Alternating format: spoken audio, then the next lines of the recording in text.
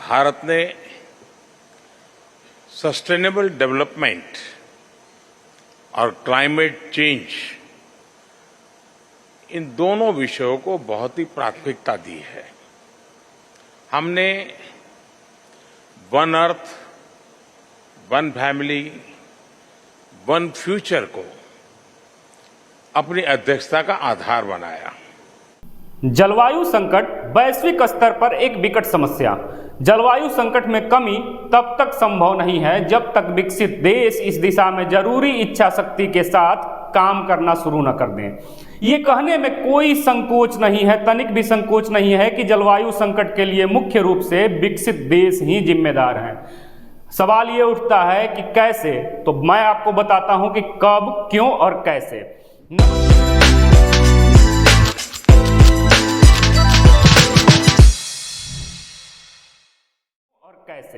नमस्कार, मैं विश्वजीत कुमार और आप देख रहे हैं खबरों के खिलाड़ी। दुनिया भर में बढ़ते तापमान और जलवायु परिवर्तन को लेकर पिछले कई वर्ष से लगातार चिंता जताई जा रही है।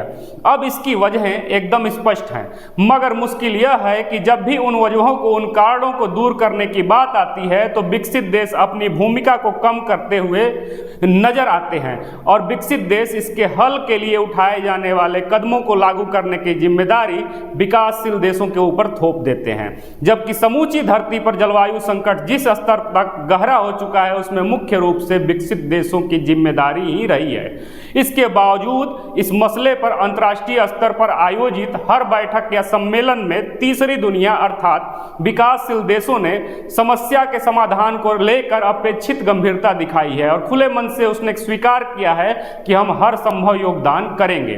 जलवायु परिवर्तन को इंगित करते हुए प्रधानमंत्री मोदी ने भी विकासशील देशों को अपेक्षित जलवायु वित्त पोषण और प्रौद्योगिकी संबंधी हस्तांतरण सुनिश्चित करने का आह्वान करते हुए कहा है कि इस पर गौर किया जाना चाहिए कि विकासशील देशों ने जलवायु संकट बढ़ाने में कोई योगदान नहीं किया है। इसके बावजूद वे इसके समाधान का हिस्सा बनने के लगातार इच्छुक रहते हैं। कि भारत सहित ग्लोबल साउथ के तमाम देशों की क्लाइमेट चेंज में भूमिका बहुत कम रही है, पर क्लाइमेट चेंज के दुष्प्रभाव उन पर कहीं अधिक है। संसाधनों की कमी के बावजूद ये देश क्लाइमेट एक्शन के लिए प्रतिबद्ध है। ग्लोबल साउथ की आकांक्षाओं को पूरा करने के लिए क्लाइमेट फाइनेंस और टेक्नोलॉजी बहुत ही जरूरी है। दरअसल COP28 में भाग लेने दुबई गए प्रधानमंत्री मोदी ने एक तरह से जलवायु संकट पर विकासशील देशों के सामूहिक रुख को प्रतिनिधित्व स्वर दिया है। सच यह है कि बढ़ते तापमान और उसकी वजह से पैदा होने वाली पर्यावरणीय समस्या के पीछे विकसित देशों की ही भूमिका ज्यादा रही है। खासकर कार्बन डाइऑक्साइड के उत्सर्जन को लेकर दुनिया भर में विशेष उपायों को अपनाने या लागू करने पर जोर दिया जाता है। इस समस्या के बढ़ने में अपनी बहुत बड़ी जिम्मेदारी न होने के बावजूद कार्बन उत्सर्जन कम करने को लेकर जब भी कोई मानक तय किया गया तो उस पर अमल के लिए विकासशील देशों ने अपनी ओर से हर संभव उपाय किए, जिसमें भारत भी शामिल था।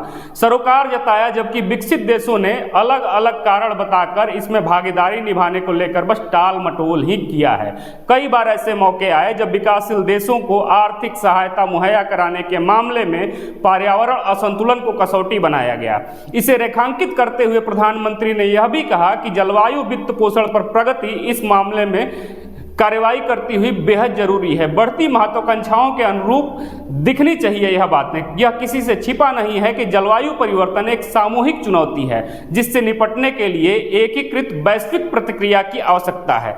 जहां तक भारत का सवाल है, नवीनीकरण ऊर्जा, ऊर्जा दक्षता और संरक्षण, वनीकरण जैसे कई क्षेत्रों में भारत की उपलब्धियां इसकी प्रतिबद्धता का बेहतर सबूत है। यह सब दरअसल जलवायु संकट या बढ़ते तापमान की समस्या को दूर करने के लिए कार्बन उत्सर्जन को कम करने के लक्ष्य से उठाए गए कदम हैं। भारत के अलावा भी विकसित देशों ने अपनी सीमा में इस मसले पर योगदान दिया ताकि इस वैश्विक चिंता से निपटने में मदद मिल सके।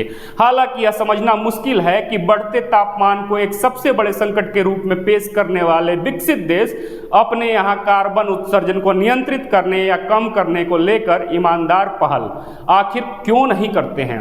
जरूरत इस बात की है कि जिन विकासशील देशों में इन समस्या को हल करने को लेकर गंभीरता दिखाई जा रही है उन्हें वित्तीय सहायता मुहैया कराई जा रही है, मगर जलवायु संकट में कमी तब तक संभव नहीं है जब तक विकसित देश इस दिशा में जरूरी इच्छा शक्ति के साथ काम न करें। जलवायु संकट के लिए आप किसे दोषी मानते हैं? क्या विकासशील देश दोषी है या विकसित देश ही इसके लिए बेहतर जिम्मेदार साबित हो रहे हैं? कमेंट बॉक्स में अपने जवाब जरूर दीजिएगा। यदि हमारी वीडियो अच्छी लगी तो वीडियो को शेयर करिएगा और जलवायु परिवर्तन को लेकर क्या क्या उपाय किए जाने चाहिए इस पे भी अपने विचार और राय जरूर रखिएगा। जय हिंद, जय भारत।